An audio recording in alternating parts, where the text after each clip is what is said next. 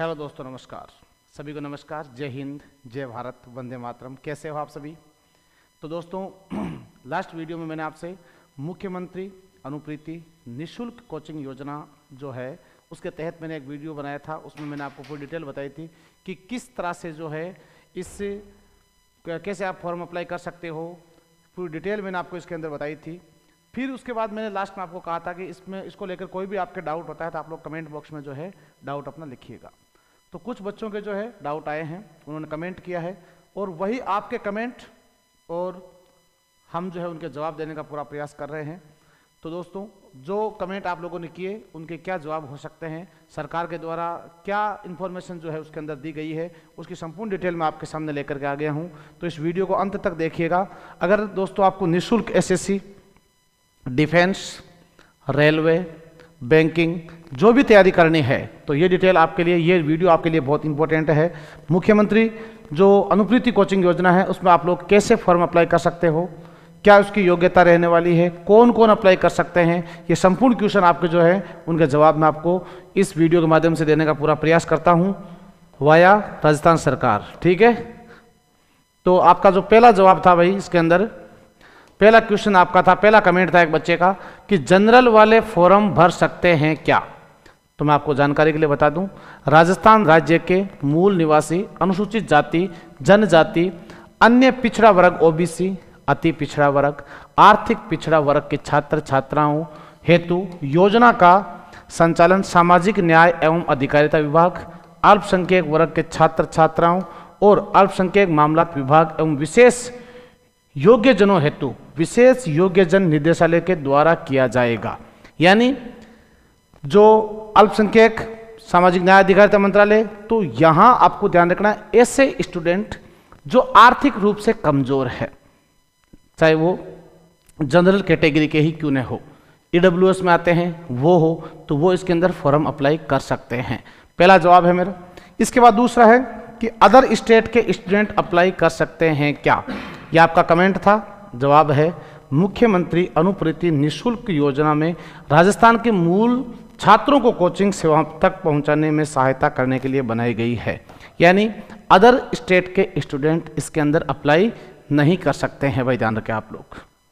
यहाँ राजस्थान का मूल निवास प्रमाण पत्र आपके होना कंपलसरी है और राजस्थान के जो निवासी है वही इस योजना का फायदा उठा सकते हैं। अगला प्रश्न नेक्स्ट है, एडमिशन हो गया, इस बात का पता कैसे चलेगा। यानी आपने ई मित्र पर जाकर अगर आपने रजिस्ट्रेशन करवा दिया है, मैं आपको पुनः बता देता हूं कि रजिस्ट्रेशन की जो अंतिम तिथि है वो 10 फरवरी ही है। ठीक है, तो हमें कैसा पता चलेगा कि हमारा इसमें चयन हुआ है या नहीं हुआ है। बहुत अच्छा क्वेश्चन है आपका ये। तो आपको बता दूं, छात्रों को राजस्थान अनुप्रीति योजना की आधिकारिक जो वेबसाइट का उपयोग करना है, वहां पहुंचने पर होम पेज प्रदर्शित किया जाएगा। फिर मुख्य पृष्ठ पर एप्लीकेशन स्थिति के लिए विकल्प ढूंढे और उसमें चुने। ये क्रिया उम्मीदवार को एक नए पेज पर लेके जाएगी, यानी नेक्स्ट पेज ओपन होगा। इस पृष्ठ पर उन्हें योजना का नाम, भाई मुख्यमंत्री अनुप्रीति योजना, कौन सा वर्ष 2025 में जो आपने आवेदन संख्या जो आपने फॉर्म सबमिट किया था ना, तो लास्ट में आपको आवेदन संख्या दी गई थी, कैप्चा कोड दर्ज करना है। इसके बाद गेट स्टेटस विकल्प पर क्लिक करना है। इन स्टेप्स को फॉलो करके वे अपने आवेदन की स्थिति देख सकेंगे। आपका आवेदन एक्सेप्ट हुआ है, आपका आवेदन एक्सेप्ट नहीं हुआ है। आगे बात समझ में। नेक्स्ट पॉइंट देखिएगा। अगला क्वेश्चन है, बिहार में भी ये योजना है क्या। तो याद रखें, मैं आपको पहले ही इस बात को क्लियर कर चुका हूं कि मुख्यमंत्री अनुप्रीति निःशुल्क कोचिंग योजना राजस्थान के मूल छात्रों को कोचिंग सेवाओं तक पहुंचाने में सहायता करने के लिए बनाई गई है। अदर स्टेट के स्टूडेंट इसमें अप्लाई नहीं कर सकते हैं। ओके, क्या मैं अनुप्रीति योजना में ऑनलाइन कोर्स कर सकता हूं। कई स्टूडेंट के कमेंट आए थे कि सर क्या हम इसमें फॉर्म तो भर देंगे, उत्कर्ष को हमने सेलेक्ट कर दिया है, और क्या हम उत्कर्ष का फिर ऑनलाइन कोर्स ले सकते हैं। तो जी नहीं, ये केवल आपके ऑफलाइन कोचिंग में ही आपको जो है निःशुल्क कोचिंग का ऑप्शन आपको देता है। ऑनलाइन कोचिंग इसमें आप नहीं कर सकते हैं। तो सीधा सा ध्यान रखें, ये योजना केवल ऑफलाइन कोचिंग के लिए है।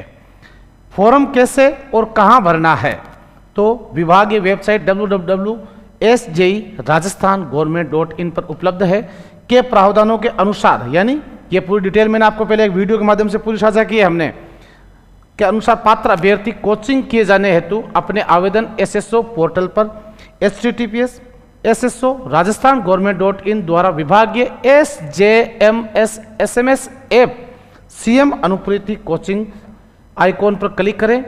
पर दिनांक 1 फरवरी 2025 से 10 फरवरी 2025 तक आवेदन कर सकते हैं। याद रखें 10 फरवरी बाद आप फॉर्म इसमें अपना रजिस्ट्रेशन नहीं करवा सकेंगे, तो आपको 10 तारीख का इंतजार नहीं करना है, आपको आज ही जो है अपना रजिस्ट्रेशन सुनिश्चित करना है। और अगला पॉइंट है, आपका कमेंट था कि 12th में 90% है, क्या मेरा नंबर आ सकता है? दूसरा, 12th में 82.40% है, क्या मेरा नंबर आ सकता है? 12th की मार्कशीट लगा सकते हैं क्या? 12वीं की परीक्षा दे रहे हैं, फॉर्म भर सकते हैं क्या? 3rd ग्रेड टीचर के लिए भर सकते हैं क्या? 3rd ग्रेड और रीट दोनों के लिए पात्र है क्या हम? ये आपके जवाब है, आपके क्वेश्चन है, इनके जवाब देखो जो आपके इस विज्ञप्ति में पूरे दिए हुए हैं। अनुप्रीति कोचिंग में रीट परीक्षा के लिए आपके पास में बीएड, बीएसटीसी तथा कक्षा 12 की या तो बीएड हो या बीएसटीसी, दोनों में से एक आपके पास है ना। आप लेवल 1 से है तो बीएसटीसी की, लेवल 2 से है तो बीएड की। 50% अंक आपके 12th में इसमें होने कंपलसरी होते हैं। इसके बाद में आरएसएस द्वारा आयोजित जैसे पटवारी है, कनिष्ठ परीक्षा है, सहायक हेतु पूर्व की ग्रेड पे 2400 तथा वर्तमान में लेवल 5 से ऊपर तथा पूर्व की ग्रेड पे 3600 एवं लेवल 10 पे कम की अन्य परीक्षाएं हो तो उनमें आपके पास में ग्रेजुएशन या ग्रेजुएशन में आप अप्लाई कर चुके हो, यानी फर्स्ट ईयर में हो, सेकंड ईयर में हो, थर्ड ईयर में हो, 12th तथा RACIT का आपके पास कोर्स का डिप्लोमा जो है वो होना जरूरी है, या कंप्यूटर कोर्स और लेवल उच्च स्तरीय कंप्यूटर सर्टिफिकेट अगर आपके पास में है, या डिप्लोमा एवं कक्षा 12th में 50%, कक्षा 10th में आपके पास 50% आपके होने कंपलसरी है, तब आप इन परीक्षाओं के लिए भी योग्य होंगे। कांस्टेबल परीक्षा में आपके पास 10th। आपका जवाब था सर क्या 10th वाले फॉर्म भर सकते हैं? तो जी भर सकते हैं, लेकिन आप कौन सा ऑप्शन चुनेंगे? इसमें आप राजस्थान पुलिस कांस्टेबल की भर्ती का ऑप्शन चुन सकते हैं। अगला प्रश्न है, सिलेक्शन प्रोसेस क्या रहेगा? राजस्थान सरकार का समाज कल्याण और अधिकारिता विभाग मुख्यमंत्री अनुप्रीति कोचिंग योजना के लिए नोडल एजेंसी के रूप में कार्य करता है, जो विभिन्न अन्य विभागों के साथ इसके कार्यान्वयन का समन्वय करता है। छात्र यहां से पात्रता मानदंड की जांच कर सकते हैं। इस पहल के लिए चयन 10वीं 12वीं कक्षा की परीक्षाओं में छात्रों के शैक्षणिक प्रदर्शन के आधार पर किया जाता है। दूसरा, योग्य आवेदकों को राज्य सरकार द्वारा निर्दिष्ट श्रेणियों में से एक से संबंधित होना चाहिए, यानी वो किस श्रेणी में है, जिसमें SC, ST, EBC, OBC, अल्पसंख्यक, EWS शामिल है, और पारिवारिक आय आपकी 8 लाख रुपए से अधिक नहीं हो। 8 लाख से अधिक जिनकी आय है वो ऑफलाइन कोचिंग फीस जमा करा के भी कर सकते हैं, से अधिक नहीं होनी चाहिए। दूसरा है, जनजातीय क्षेत्र विकास, अल्पसंख्यक मामले और सामाजिक न्याय एवं अधिकारिता विभाग द्वारा संचालित इस योजना का लाभ इस आवेदकों को मिलेगा। इसके अतिरिक्त पे मैट्रिक्स लेवल 11 पर सरकारी कर्मचारियों के बच्चे भी इस कार्यक्रम के लिए योग्य होंगे। नेक्स्ट है, अभ्यर्थियों की पात्रता क्या रहेगी? अभ्यर्थी राजस्थान का मूल निवासी हो, पहला पॉइंट सुनना अच्छे से। दूसरा, अभ्यर्थियों के पास अनुसूचित जाति, जनजाति, अन्य पिछड़ा वर्ग, अति पिछड़ा वर्ग, आर्थिक पिछड़ा वर्ग, अल्पसंख्यक वर्ग का सदस्य या विशेष योग्य जन हो। विशेष योग्य जन का मतलब क्या है? एक तो EWS है, और दूसरा जो आर्थिक रूप से बहुत कमजोर है और जो जनरल कैटेगरी के हैं, BPL वगैरह है, तो उनको भी इसके अंदर फायदा मिल सकता है। अगला पॉइंट है आवास भत्ता। याद रहे, आपको कोचिंग की फीस तो सरकार दे ही रही है, साथ में आपको रहने के लिए आपको मकान और भोजन के लिए भी सरकार पैसे जमा पे आपको पैसे दे रही है। जैसे आप किसी गांव से हैं, जोधपुर आपसे 100 किलोमीटर दूर है, आप उत्कर्ष में जोधपुर आते हो, तो यहाँ पर आपको रहने के लिए जो स्थान है, आपके भोजन पैसे लगेंगे, आप कहोगे सरकार से कि हमने आपने फीस तो जमा करवा दी, लेकिन रहने के लिए इससे इतने ही पैसे हमारे खर्च हो रहे हैं, तो हम कहाँ से लेके आए? ये भी अच्छा प्रश्न है। जो गरीब आर्थिक रूप से कमजोर है वो पैसे वास्तव में नहीं चुका सकते, तो इसके लिए भी सरकार ने आपकी इस बारे में सोचा है पूरा। और जो बहुत दूर है, जयपुर उत्कर्ष से कोचिंग करना चाहते हैं, तो उन सब के लिए दोस्तों सरकार ने पूरा सोचा है। और अगर आप अन्य स्थान पर शहर को छोड़कर रहते हैं तो आपको 40,000 रुपये अतिरिक्त आपको यहाँ पर मिलेंगे। लेकिन यहाँ ध्यान रखना है, ये 40,000 रुपये आपको, इसके लिए आप जहाँ आप रह रहे हो ऐसे लाभार्थी को आवास, भोजन इत्यादि के लिए निर्धारित राशि लिए जाने हेतु कोचिंग संस्थान को किरायानामा, छात्रावास शुल्क रसीद प्रस्तुत की जानी होगी, अदरवाइज आप नहीं कर सकेंगे। यानी जिस जगह आप रह रहे हो उसका किरायानामा हो और आपको कोचिंग में जमा करवाना है। कोचिंग संस्थान द्वारा संबंधित अभ्यर्थी के उक्त दस्तावेज को ऑनलाइन पोर्टल पर हॉस्टल अलाउंस विकल्प में अपलोड करना होगा। यह काम किसका रहेगा? कोचिंग संस्थान का रहेगा। कोचिंग संस्थान जो है उसके बाद में अब उनके पास ऑप्शन रहेगा हॉस्टल अलाउंस, वहां आपके जो द्वारा दी गई स्लिप है उसको वो अपलोड करेंगे, उसके बाद आपके अकाउंट में जो है पैसे आ जाएंगे भाई। तो यहां आपको ध्यान रखना है, आप किसी भी प्रतियोगिता की तैयारी करते हो और आप जो है शहर, अपने गांव से बाहर दूसरे शहर जाते हो, तो भी आपके पास अच्छा ऑप्शन है।